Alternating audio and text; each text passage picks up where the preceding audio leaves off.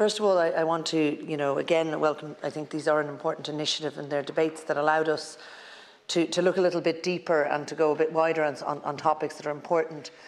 In this case, an issue which affects us right across our higher education institutions and the universities, which myself and again Senator McDowell and Mullen represent. I want to also welcome you to the House Minister, though I do have to express some regret that Minister Harris is not here himself, as I know it's an issue to which he has previously given some commitments to address when we had the debates on the Higher Education Authority Bill last year, but I'm sure that you will pass on the concerns that we raise. I'd also like to thank my colleagues on the National University of Ireland panel, Senators Michael McDowell and Ronan Mullen, for agreeing and supporting this motion, and I'd like to put it on the record as well that the motion has also had the support of the University of Dublin panel Senators Lynn Ruane, David Norris and Tom Clonan. And I also want to really importantly welcome the support for this motion which we've received from the Irish Federation of University Teachers, from the Irish Precarity Network and from the Postgraduate Workers Union and indeed the Union of Students of Ireland. And it gives a sense of such broad support for highlighting this issue and such a broad demand for action on this issue, and that it is coming from every level within our university communities. The motion seeks to highlight and address the systemic and widespread issue of precarious workplace conditions in our higher education institutions. I was reminded today at the briefing of the 2018 report, which I launched and wrote a foreword to by task, called Living with Uncertainty, the Social Implications of Precarious Work. At the time, I was engaging with that issue because I had been looking at insecure conditions in the hospitality sector. We were very aware of the prevalence of insecure contracts across that sector. But what was very interesting was in that report in 2018 that higher education was identified as an area of accelerating and escalating insecurity in which precarious practices were getting embedded and spreading. In my foreword at that time to that report, I said, "It seems that insecure contracts have become prevalent in the very spaces relied upon to analyse and examine the employment landscape. It would certainly be worrying if such practices were to chill the intellectual challenge and critique which policymakers such as myself welcome and rely on when shaping new policy institutions." So those who can analyse the trends within our society are themselves subject to these insecure conditions. And unfortunately, in the years since, the issue has not improved. And in contrast to what we might have expected in the past, the idea of a ladder of progression, or pathway of progression, the idea of, the old idea of almost the tenure track and so forth, that people are moving forth in their university careers. Sometimes the myth that if you just stay with it, you will continue to progress. We've actually seen the opposite. We've seen a slippery slope where conditions are deteriorating. And what I heard today, and indeed what we identify in the motion, is the extraordinary spread of insecure contracts and the fact that it slides right the way down. So, for example, Minister, reporting from Noteworthy has demonstrated that there's an average of 11,200 lecturers working on a temporary or a casual basis in recent years across universities and institutes of technology. What we also heard today is that we're moving from those situations of insecure and temporary contracts, in many cases fixed-term contracts that only apply during academic term time, that don't allow for any research work, and which in fact mean that many of those on these contracts are forced each summer to lose their employment, to go and seek social welfare payments, and indeed to have the insecurity of not knowing whether and how they may be employed the following September.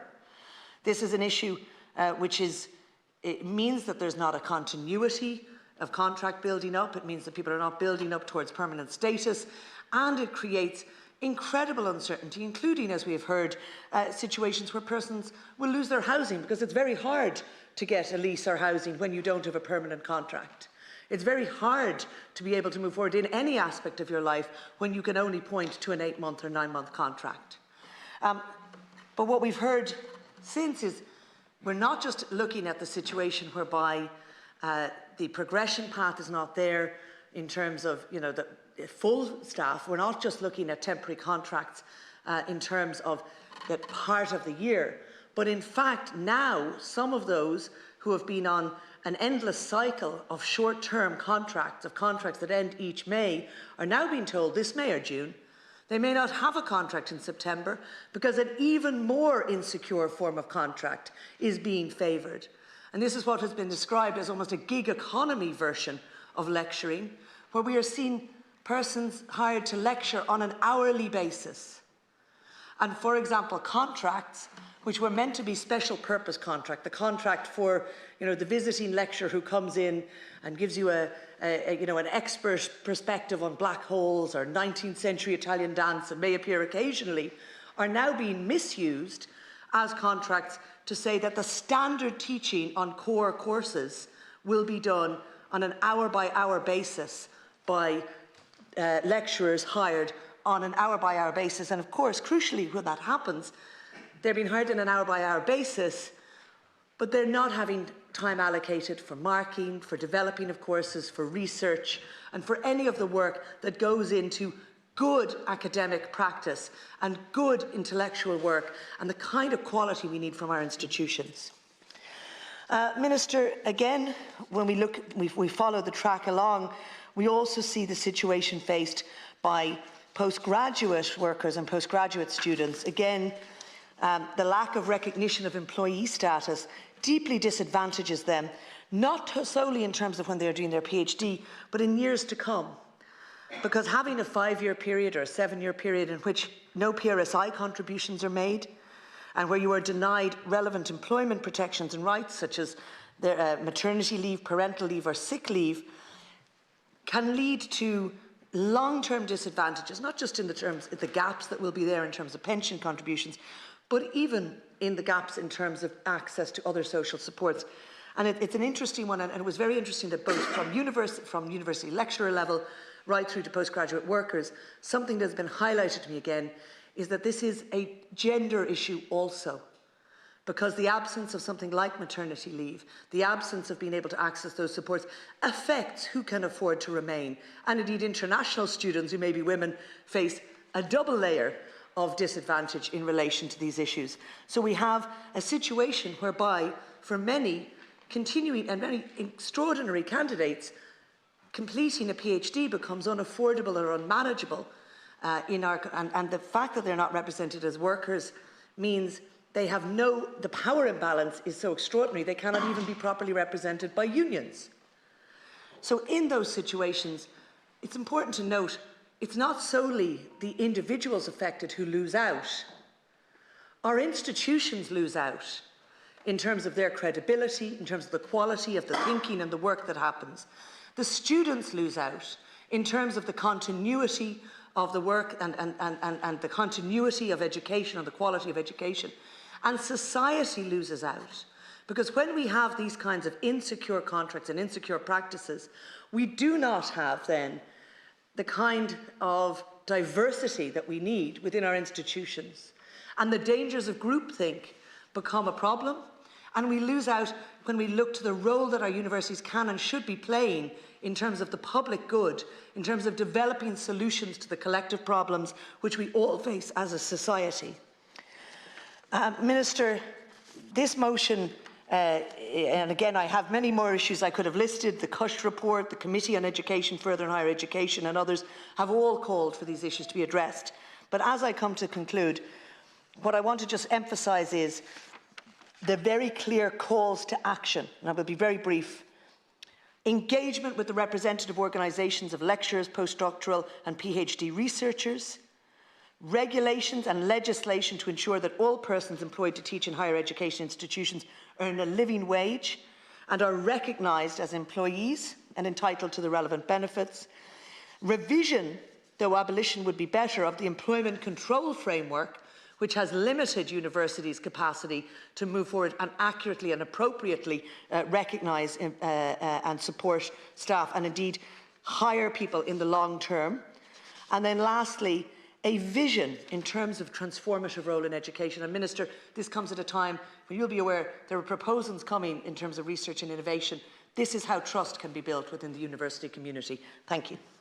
Well, Asca, first of all, I want to welcome the Minister here this evening, and I want to welcome your own initiative in establishing sectoral debates for the various panels of the universities, and to compliment Senator Higgins on taking the initiative with this particular motion.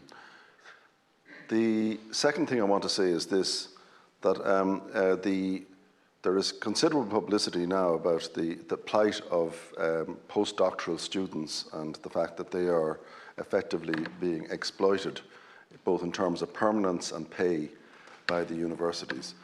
I want to deal with a slightly different issue, and that is the whole issue of academic independence. A huge number of people are now being employed on 5-year contracts, 3-year contracts, or whatever. And they are being employed on terms which maybe aren't well known. For instance, that they will, during the 5 years, produce, say, 3 articles in leading journals of research, in addition to their lecturing duties. And at the end of that, they aren't guaranteed anything. They can just be told thank you and good night. And that's the end of them. They're gone. Their job is just gone under current employment law. Now, this is not a new issue, because in the 1960s, when my uncle by marriage, Michael Tierney, was president of UCD, there was a huge controversy in this House on the abuse of temporary status for lecturers and its implications for academic independence. You can't really be academically independent if you're a lecturer 4 years into your term and the dean of your faculty can say, well, you may not, thank you for all your efforts, but good night. Secondly, when it was discussed here on that occasion, there was a committee of visitation appointed to the National University of Ireland to examine the use or abuse of temporary lectureships for staff and its implications for their independence. And no less a person who made a complaint at the time was John Kenny, who later he was a lecturer in UCD in the law faculty and later became a Supreme Court judge himself. But the issue that I'm raising is this, that there are people now with life or death decisions about younger academics, imposing on them conditions of employment which they themselves don't actually and cannot comply with themselves and did not comply with themselves to get to where they are. And they are in the position now to effectively say to somebody after 5 years service in the university, thank you, you were a very interesting member of staff and you're gone now. That's wholly wrong. And I just want to say that this needs to be considered by government. It's an abuse of people. I'm not just talking about the PhD students, I'm talking about young lecturers who are being denied tenure, being denied a career path, who are effectively in a position that they can't borrow from banks and building societies because they can be thrown on the side of the road. And the last thing I want to say is this. Because there is a manic interest, and I'm totally in favour of research, but because there's a manic interest in having international indexes complied with, people are losing sight of one thing, and that is the capacity of people to educate students. People with poor English, people with poor communication skills are getting jobs simply on the basis of their research record or potential. And, you know, if we're going to keep up standards in our university, fine. I'm fully in favour of satisfying international indices on research. But I want to make one point. University lecturers and professors and assistant professors are there to educate as well as to research. It's a combination of two skills. And nobody should be treated as badly as lecturers who are now on temporary contracts who, as I say, at the end of 5 years, are treated entirely as disposable and face career-changing ends to their employment with no redress whatsoever, in circumstances where, for the last 100 years since the establishment of, and more since the establishment of NUI and Trinity, the idea of tenure and academic independence was something that the Irish state actually cherished and sought to protect. Thank you.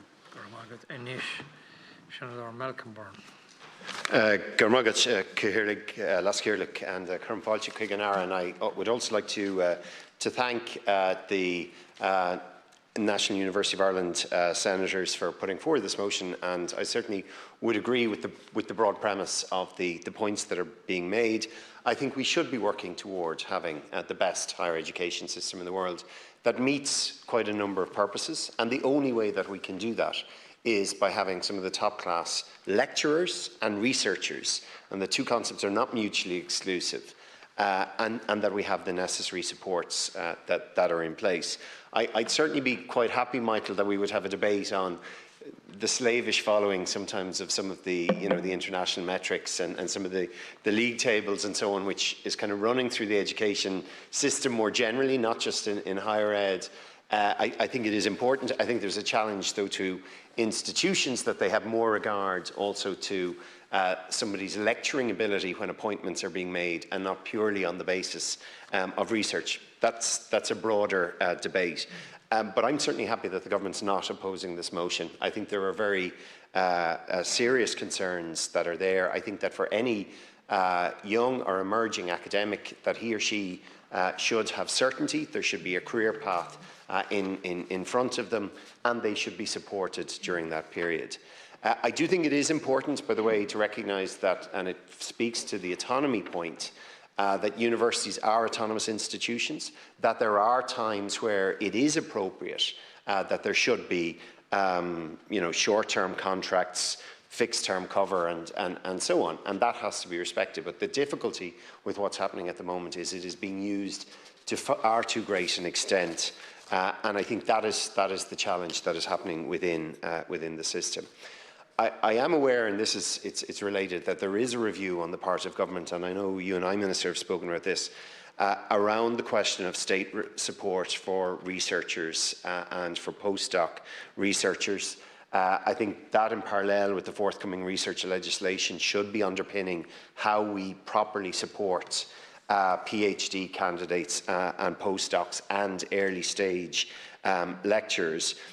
But this is about a broader question. If we are going to have, I mean, even just to make an economic point, this country's economic success has been based for a long time on tax and talent. We're not going to be competing on tax anymore. We are increasingly going to be competing on talent.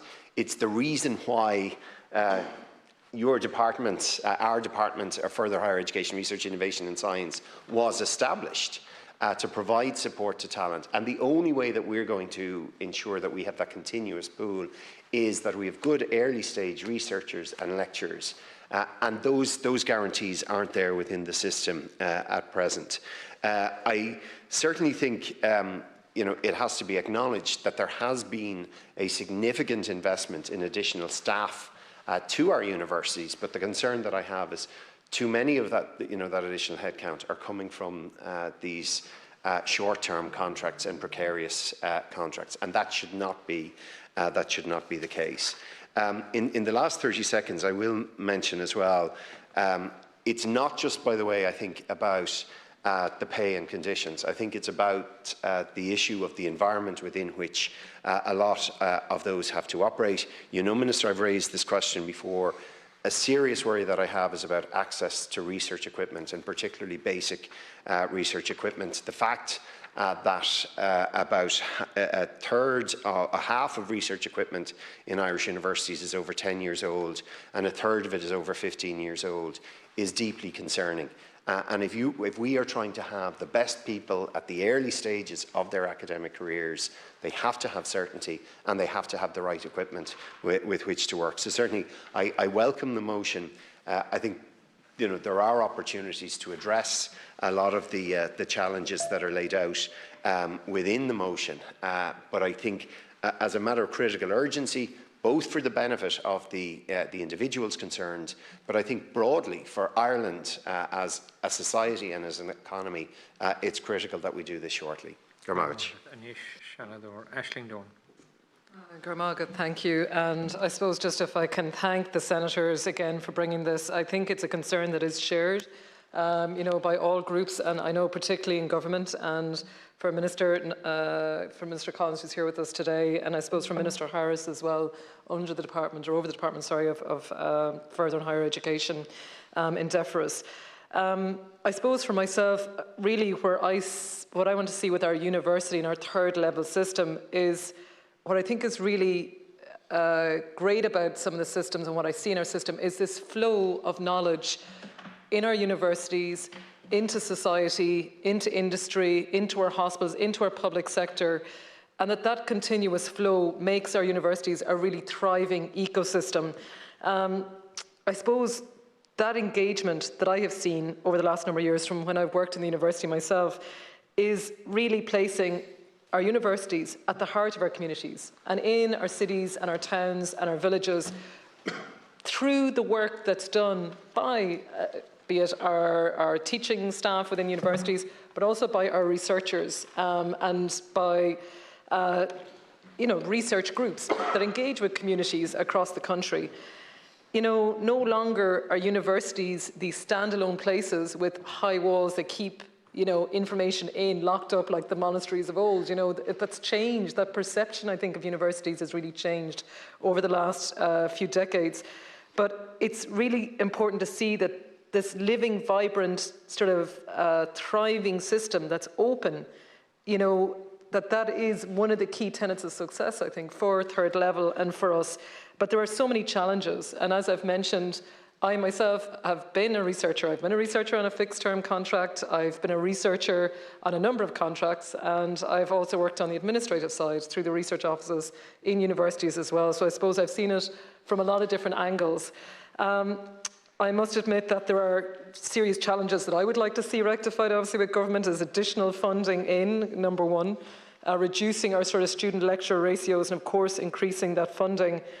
But what I saw when I was in school and going to college was that there was a forced brain drain out of this country, way back. And, you learned about immigration, not about immigration, but emigration, like leaving this country. And what I see now, having worked in the sort of research office, is the access that our universities have to non-exchequer funding.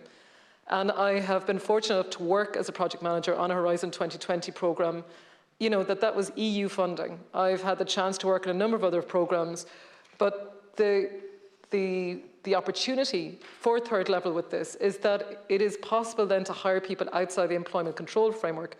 Now, the employment control framework, of course, is something, again, that's going to be under review. I know that. And it needs to be, because it's down to the number of students and staff and the courses we want to deliver in third level. But it's just very important to see that non-exchequer funding, that access to EU, international, US funding, is bringing so much into Ireland as well. And it's giving access to universities to employ more people. And some of that funding is, it's 4 or 5 years. You can have a 5-year award, you could have a 6-year award. And what we're seeing is that so many of our researchers in Ireland are coming from abroad. It's so international. You look at Galway, nearly 20% of the population of Galway is international, and so much of that is down to the university, and so many people who work in our healthcare and our hospital systems as well. But what I would just to briefly just go through is just that the few things maybe to highlight, sorry, apologies in 8 seconds, sorry. It's just that there is a focus, as I mentioned, Minister Harris, on the review and the state supports for PhDs, the importance, as I mentioned, for non-exchequer funding, and I suppose just the question I might have around international comparisons with other universities. I'd really like to explore that, Minister, potentially in your response. Maybe just to highlight as well that it is really important that we're looking at those contracts, not just on the research and the teaching side, but on the administrative side within universities. I do believe that the supports that need to be put in around the administrative side in universities is absolutely crucial as well. And again, just to highlight that there has been engagement with HEIs, I know through the government, with staff representatives and stakeholders, and I would hope that there will be outcomes from that, and we would hope that that review is likely to be June, I know particularly around the PhD supports. And again, just the Research and Innovation Ireland bill, just that there is a tenet on that around the researcher career framework. And again, Minister, you might like to comment on that as well. And again, just to thank the senators for bringing this forward. Thank you. And thank you, Ciarán. Senator Paul Gavin. Good to hear. Look, I want to begin just by congratulating Senator Higgins and indeed the University panel senators for bringing forward this really important motion, and indeed to welcome our friends in the gallery this evening.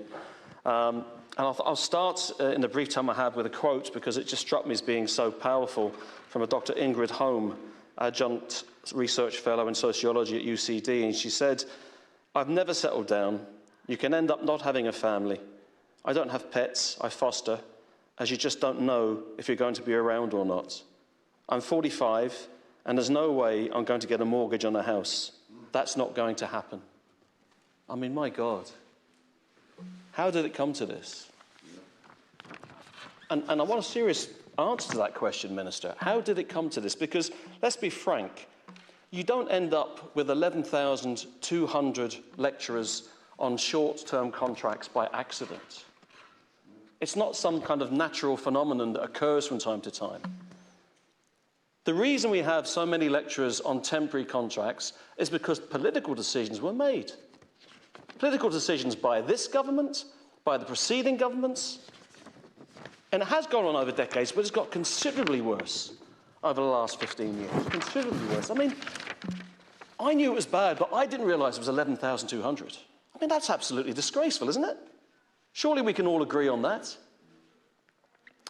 So, Minister, the Irish Federation of University Teachers has called on this government to immediately abolish the employment control framework and to start a recruitment drive. So, Minister, in your response, it would be great if you just say, yeah, we're going to do that.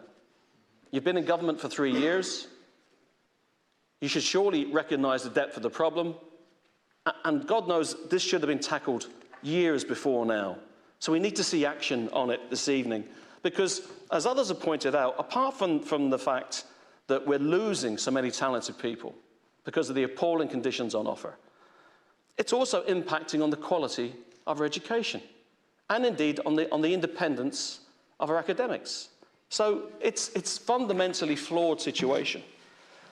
Minister, you need to address the issue of PhD researchers. They've done a fantastic job. I want to congratulate the Postgraduate Workers Union and again IFUT in that regard.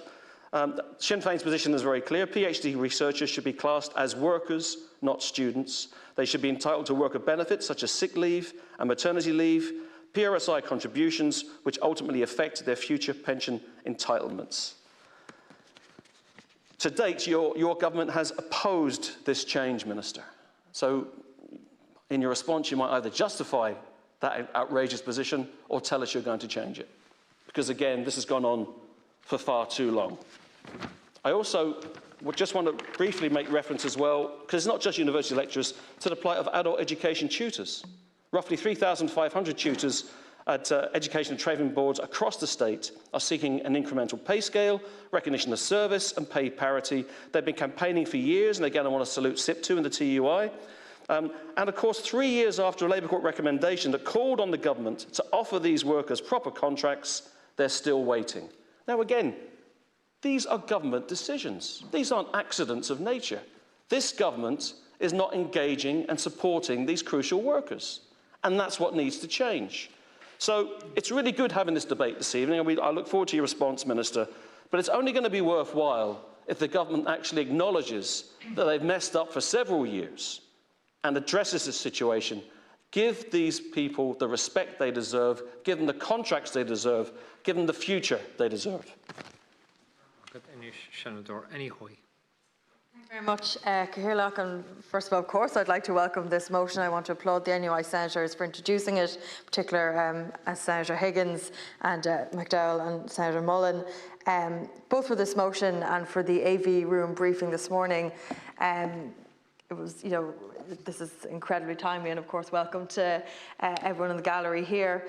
There are several issues that this motion addresses, the biggest of which is of course the precarious employment that academic staff experience, and as been highlighted by others here, the 11,200 lecturers that have been employed by universities and higher education institutions on a temporary or casual basis. And the fact, and these are not considered as employees of the institution, and IFOT has noted they're expected to deliver their lecturers and are paid on an hourly basis. And I was actually only in Limerick last week, and an academic stopped me. I was on a campus, and they stopped me and they're like, oh, I know who you are in bits and pieces, not to promote myself too much.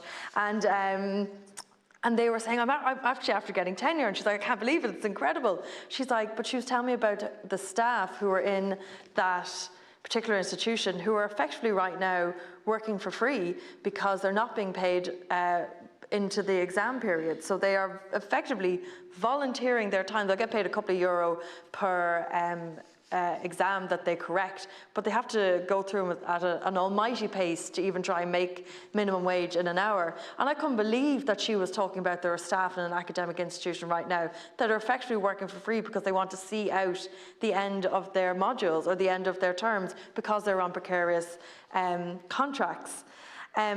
I might, and has been already spoken here about how this precarious work excludes many people from entering the academic professions, and it's getting near impossible for someone from working class backgrounds to make it in academia because of the lack of financial security and support. And I think it says so much about us as a society and our research if we have a social class barrier from teaching and research sector.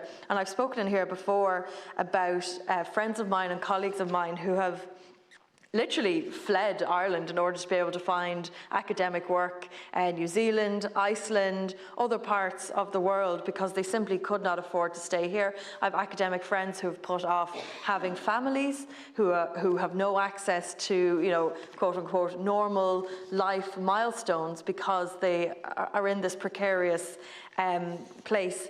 I would briefly talk about PhD researchers, and Labour Party, we passed a motion at conference establishing our support to campaign and support the Postgraduate Workers Union organisation campaign for a fair deal for postgraduates and recognise for them to be workers. And if anyone wants to hear a bit more about that, we have a Bread and Roses podcast where we did an interview with Owen here, who is in the gallery, talking all about life as a PhD researcher. But that's enough plugging about me. Oh geez, I'm running out of time rapidly here. This motion recognises education, higher education, as a public good, and a lot of us have spoken about this before, and it should be treated as such. And the impact of treating higher education as a business with precarious contracts, low pay and funding gaps highlights the core issue of all of these problems. And we simply don't invest enough in our third level sector. And we should be investing in it so as to alleviate the plight of precarious employment, PhD researchers struggling to survive, and ensure that both research and teaching in this country are of high quality. If we get rid of precarious employment and treat PhDs as workers, then we might actually improve the quality of research and teaching as a knock-on impact. And I don't understand why we wouldn't want the people who are facilitating our research and why we would want our teachers, our people who are facilitating research and teaching, to be struggling to survive. So I'll end on this. We need to properly fund our higher education system. I didn't even get to go through the whole merits of this motion, but just to say that we know that an estimation of the value of the higher education sector to the economy is for every €1 invested generates a return of approximately €9. So there's absolutely no reason we shouldn't properly fund the higher education sector in Ireland and deal with the academic precarious employment issue once and for all. So I want to commend this motion and thank the NUI senators for bringing it forward.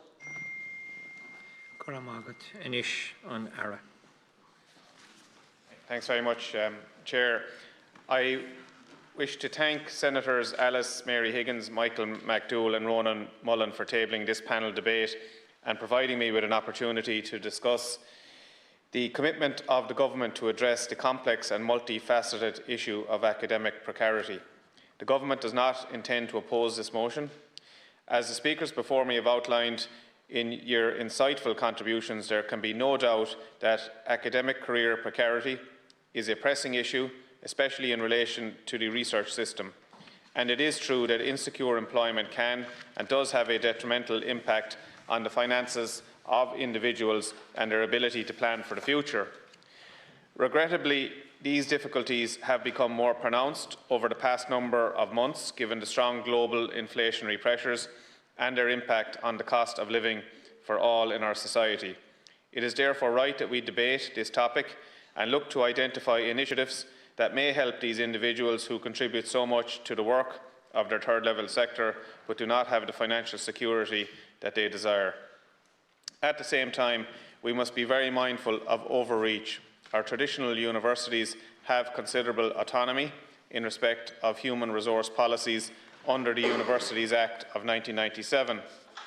Although the legal basis for the technological universities and other institutions is somewhat different, they too still require operational freedom and flexibility if they are to deliver on their mission.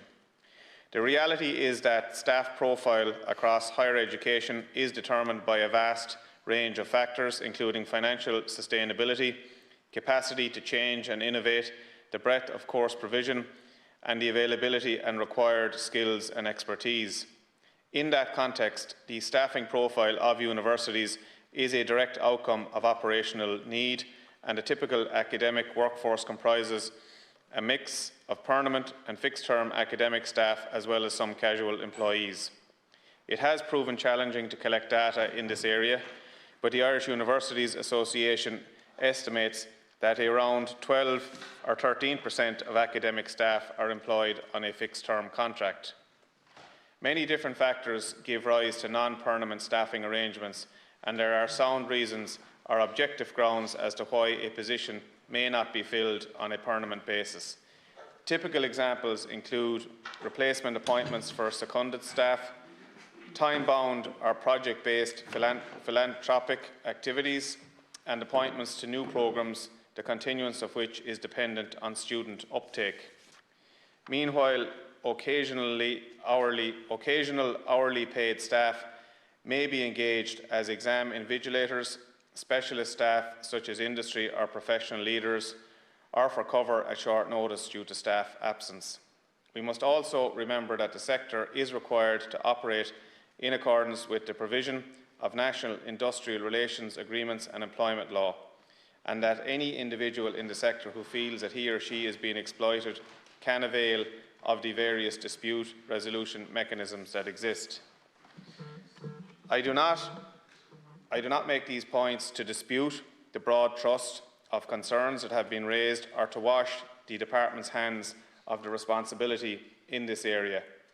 However, I do strongly believe that we need to be very cautious before calling for regulations or legislation that would be practically difficult to implement in just one sector and may not be appropriate for the genuine operational needs of institutions and may limit options for individuals seeking to work in the sector. These words of caution do not change the fact that the senators are correct. We must address the issue of precarity if we are to realise the potential of the third-level sector, but we must get our response right. There is a lot to unpack in the phrase academic precarity. It is used to refer to many different things: fixed-term contracts, short-term contracts, hourly paid, low pay, the employment status of our researchers, or the broader idea of casualisation of staff in the sector.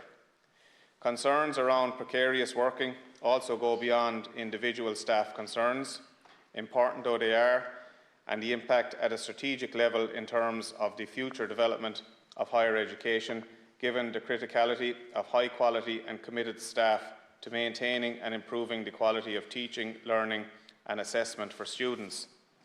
The response of the Department and Government reflects both the importance and the complexity of the issue, and it is critical that the ongoing work underpinning this response is recognised. The motion calls for urgent engagement with the sector, and I can assure you all that engagement with the HEA, trade unions, universities, higher education institutes and others on these issues has been underway for some time and continues today. The fruits of this engagement can be seen in the work on the implementation of the recommendations of the Cush report from 2016, or the work to convert hourly paid assistant lecturers to pro rata terms. The Government is also responding through a significant increase in investment. Budget 2023 saw a combined increase in funding across the National Training Fund and the departmental vote of €513 million. That represents a 14% uplift from the 2022 baseline and brings funding to a very significant €4.1 billion for this year. Some €40 million of this is classified under the Funding the Future policy, which is a significant step forward in funding higher education on a sustainable basis. The adoption of a sustainable future model of funding will allow steps to be taken to address the issue of precarious work in the sector. It is also through such planned and sustained investment that our universities and other higher education institutions will be able to recruit the staff they need while helping to remove the temptation to rely on more casual arrangements for budgetary reasons. The motion calls on the Government to revise the employment control framework. This framework is a legacy of the financial crisis, and the reality is that work is already well underway. Our department is working with the Department of Public Expenditure as well as other stakeholders on a new framework. There would be many benefits to a reformed system, but the most relevant in this context is greater flexibility for institutions to award permanent contracts subject to an objective assessment of the appropriate contract type and confirmation of sustainable funding. Our aim is to have a way of working whereby permanent contracts will no longer be restricted to core funded posts. This recognises that the sector, particularly the traditional universities, derives a steady base of income from non-exchequer sources such as postgraduate and international fees. We should allow the sector to use those funds to appropriately address staffing levels. This approach aligns fully with public sector recruitment policy generally, which only promotes temporary or fixed-term contracts in limited circumstances where there is an objective need. The reform of the ECF would, I believe, be a real game-changer for the sector, but as an interim measure, I am pleased to report to the Seanad that a significant uplift in the ceiling of core posts has been approved for 2023.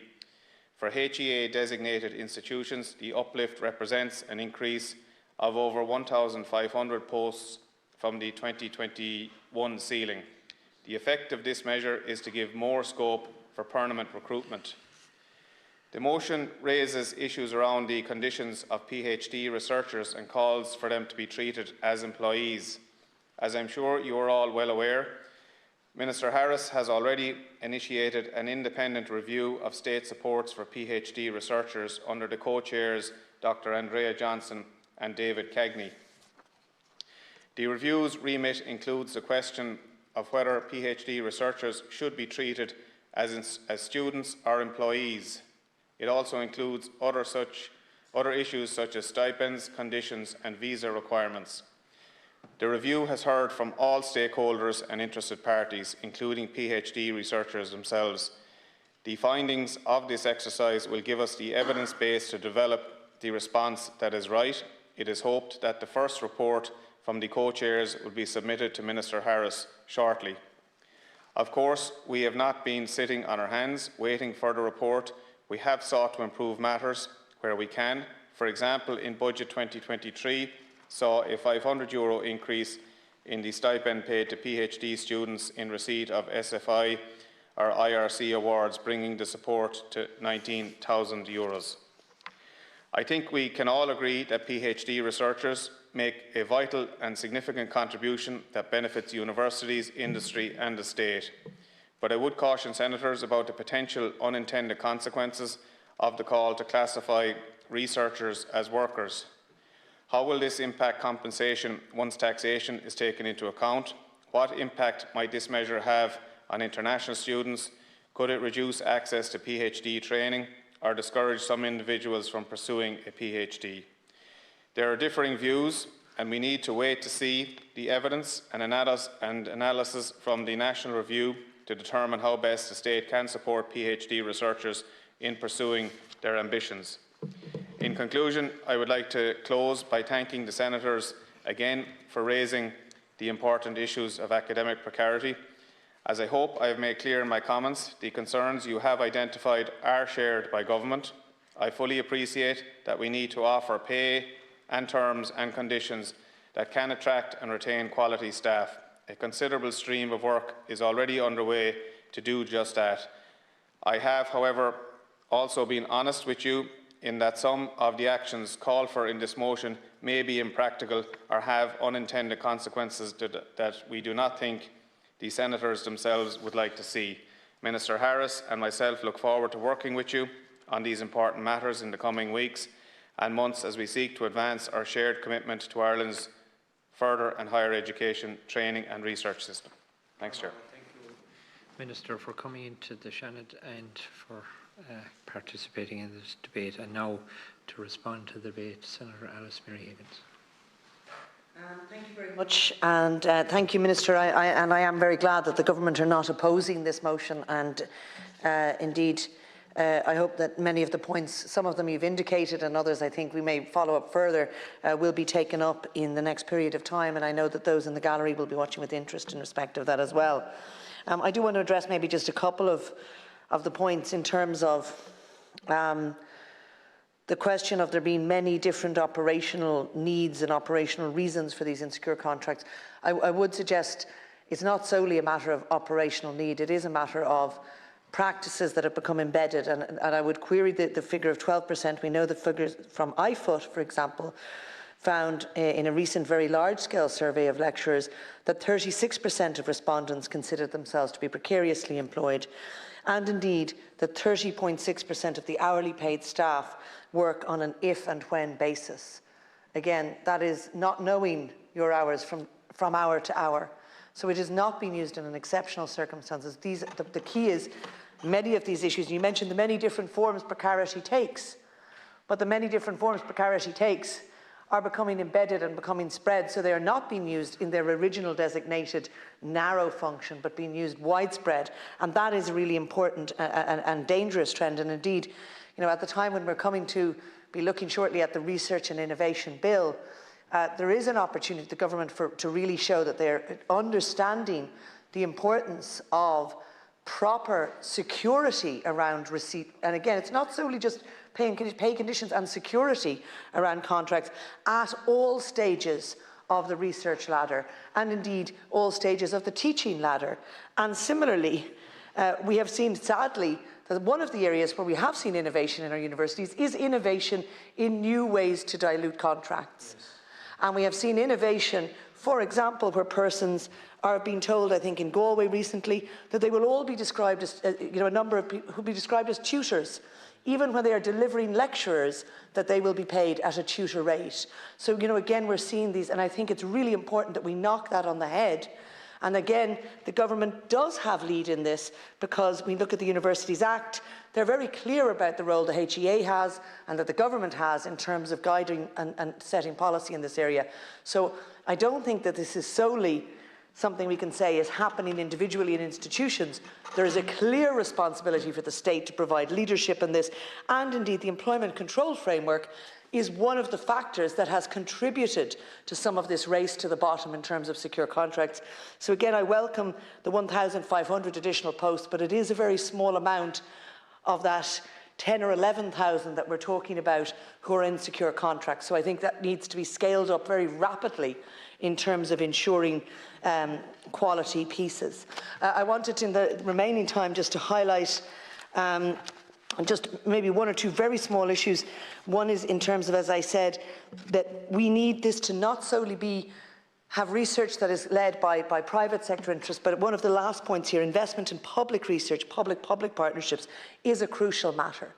And it's very important that secure contracts do not become a preserve solely of those working in the industry area, because that's how we lose out on frontier research and on really new thinking.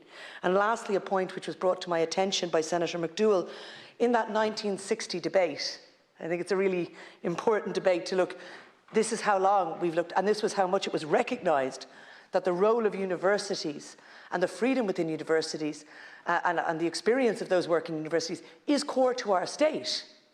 It was recognised that it was crucial that universities would be able to act free from state intervention even though they are supported by the state on some key issues. And it was also recognised, this was a quote, that the importance of freedom for academic staff from the least hint of a threat of penalisation. And we don't have that freedom of academic staff if those academic staff are in a situation where they don't know if they're going to be able to continue to pay their rent through the summer, when they don't know if they're going to have a contract next year. And we lose out, we all lose out, when that academic freedom and thinking is curtailed in that way. We lose out on the diversity of views within our universities. We lose out on in terms of gender equality perspective. And I want to commend, I haven't had time to go into some excellent research that I've been provided for by Dr. Teresa O'Keefe and Dr. Aileen Curtis around casualisation and the gender dimension. We lose out on the quality of teaching, and we lose out as a society. So again, Minister, I thank you for engagement with the motion. I look forward to further engagement with the motion, and I would urge that we see really concrete steps to address these issues. And I think both in parallel with the future legislation which will be coming through this House in terms of research and innovation, and that we do not look to a small or incremental action on this. This deterioration in conditions happened over a very set period of time, driven by very set factors. The state has the capacity to reverse that and to create again a healthy and positive and secure environment for all who work within our universities. Thank you. Margaret, is the motion agreed? Agreed. Could I ask the acting leader, when is it proposed to sit again? 9:30 tomorrow morning. Is that agreed? The House is adjourned until 9 a.m. tomorrow morning.